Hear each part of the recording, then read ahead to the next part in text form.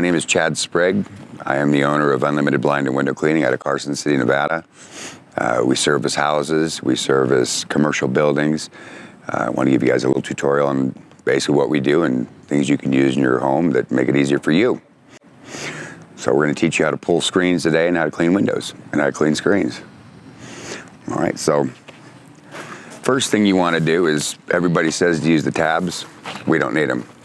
There's a tensioner spring on that side.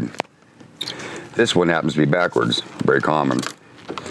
So in order to get this out now, because somebody boogered it up, we got to go backwards. That should technically go in this way. The deep groove and channel's in here, and that's where the spring goes.